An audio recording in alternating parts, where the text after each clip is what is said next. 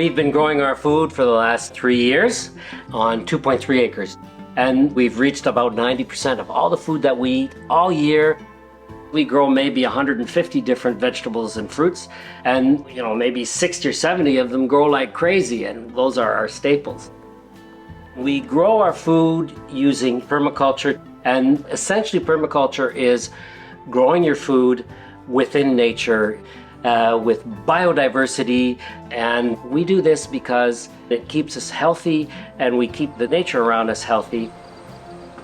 The passion to grow our own food comes from the fact that we really like to eat, but we like to eat good food and with different kind of vitamins, different kind of elements for us. So food, it's joy. What I love about the homestead is that we create a kind of paradise. And for me, it's like transforming the sun in something good, and after that you share it with your family and with the community. And I feel more grounded, and I think that my life has a purpose because I do that. I retired, but before coming here, I was a vice principal in schools for about 11 years, and before that, I was a teacher for many, many years. And one thing I loved to do with my students was gardening with them and showing them how to grow their own food, and doing that since the 90s. I work 2 days per week in schools, and other days of the week I'm just working on the property because it's a lot of job to produce your food. And before that I was a teacher, and I worked 1 year as a principal of school. We met while she was a principal, and very quickly we realized that we both had very similar visions. We wanted to do permaculture, we wanted to garden guided by nature, and we wanted to produce all of our food that we eat all year for the whole family.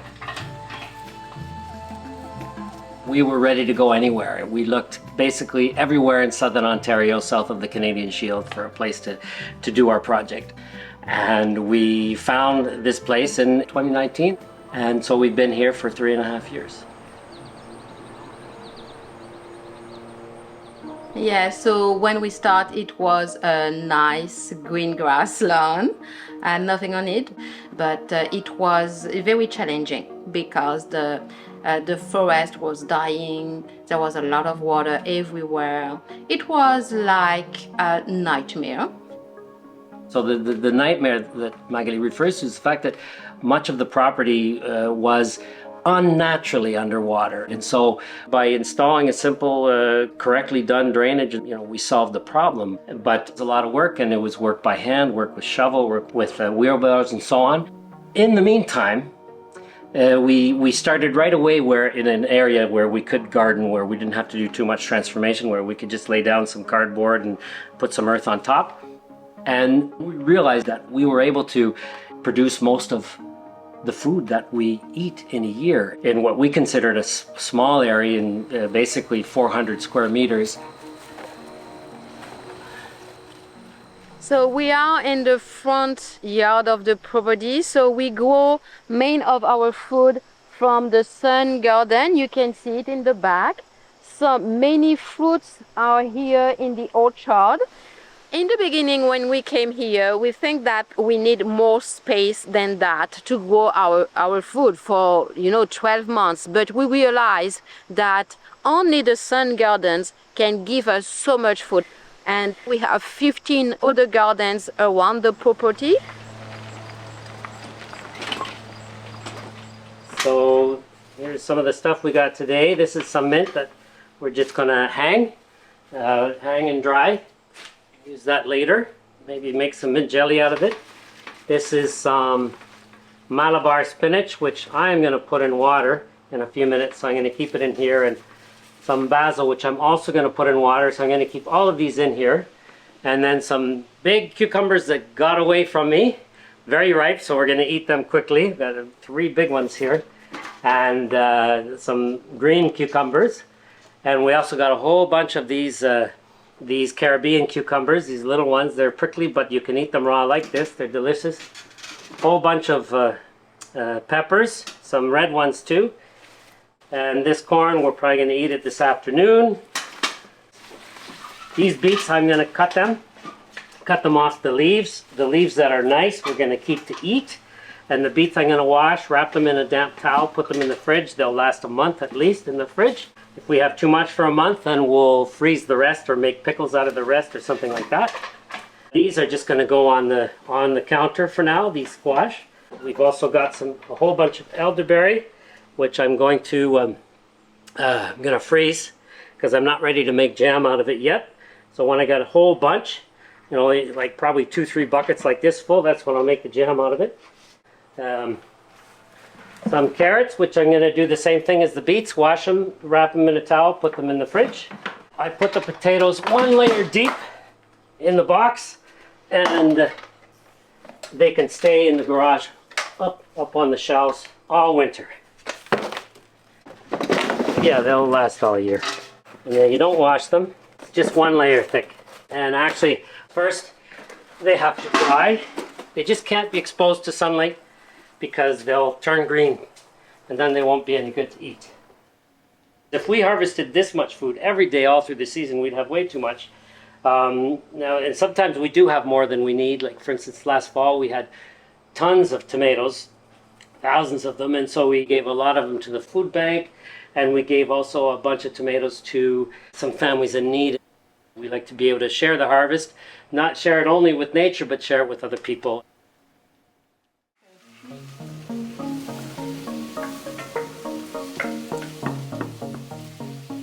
We don't really need to buy any vegetables, but I like milk and cheese and yogurt. We don't have animals, so we still buy that.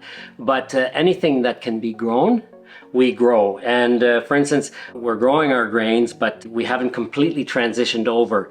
We do grow some wheat, but the thing we grow a lot of is sorghum. And so what we're experimenting with this year is we're going to start using 50% sorghum and 50% bought flour, let's say, in the bread and cakes that we make. But it's been sort of working up. 2 out of the 4 people in our family don't even eat any meat, and so we want to try and grow our protein. And so we grow our beans and peas. This year we started growing hemp for the seed.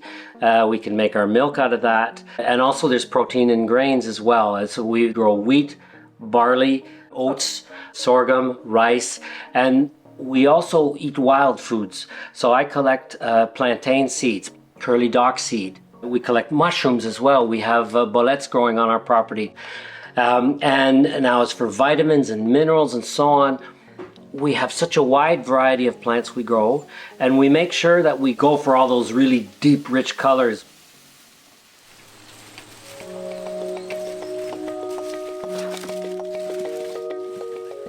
What is really important when you do permaculture, it's how to deal with the abundance. So you need to transform it. So I made a lot of research to know exactly what can I do. So usually we dry food, and we dry food with a machine to dry food very fast, with freezing, with canning, and with fermenting. So all the different ways. Sometimes when it's the huge period of harvest, I can stay in the kitchen maybe 5 hours. The kids help, but sometimes it's so much and you have to transform it. And when I transform it, I note everything. I know what is in the freezer. I can plan what we eat, the meal, etc., etc. And normally after that, in the middle of November, I say, everything is full, everything is organized, and we stay like that until the next April or May. So normally actually we have 90% of our food come from the garden, and we go to the supermarket, and sometimes it's $40 per week for a family of 4 in Canadian dollars. So this drawing, it's all the property from the wall to the back here. So I just draw that for people who wants to know exactly what's going on this property. This is sort of like where the main garden is. It's very much a prairie habitat. And then of course we have the stream here, and then we have woodland woodland, and then this is a wet forest back here. And then of course we have the water all coming through here with ponds and so on. So we have a lot of water on our property, and we keep that water, we use that water. We don't use anything artificial. It's all just planted, and then we put our compost on that, and we try and make the garden a little bit difficult for the animals to get in, using different, like with raspberries and rose bushes and stuff. But we plant extra, that the things that the animals like outside, easy access, so that they go there first. I'd like to talk a little bit about how we do our gardening. These cabbages we put in as sort of as an afterthought. We didn't put anything else with them. There aren't any companion plants. They're just all alone. And so if you have a good look at them, you'll see that they're very much eaten up by bugs and so on. But I mean, they're still all right, but really they don't look very happy. Now we're going to walk over to some other cabbage, which basically have all the same conditions as those ones, with one important difference. As you can see, these are very pristine. The difference is these cabbages are surrounded by other plants. This is millet, this is kohlrabi, we have some carrots, and behind here some yarrow, this is a cherry tree. So all these plants help each other out. It makes it more difficult for the bugs and so on to find them. So this is how we garden. We use biodiversity, and we mix everything up.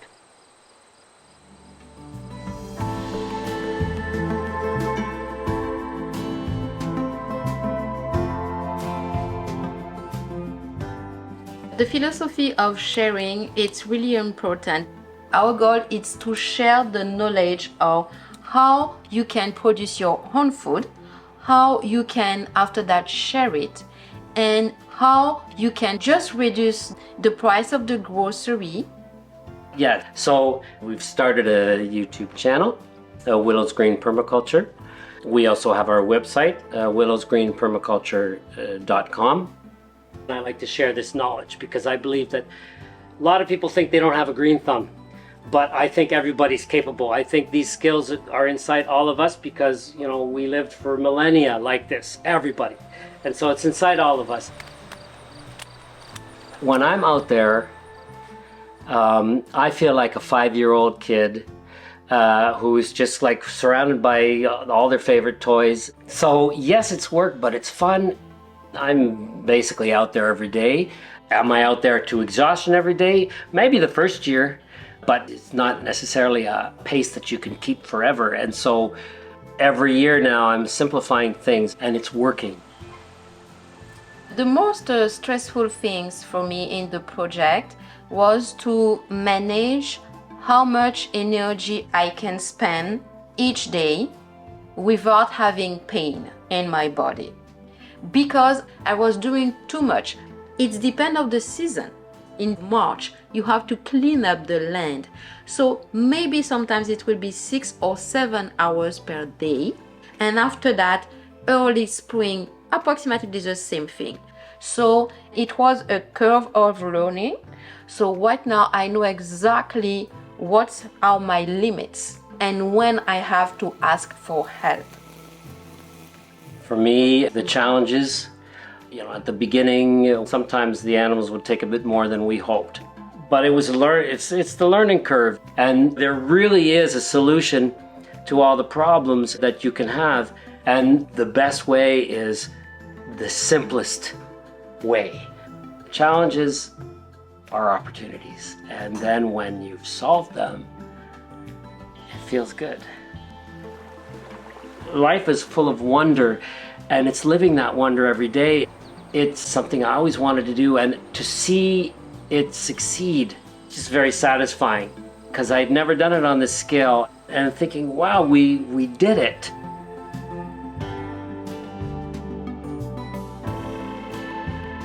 Subscribe to Exploring Alternatives and check out our playlists for more stories like this. You can also follow Willows Green Permaculture on YouTube and on their website. Thanks for watching.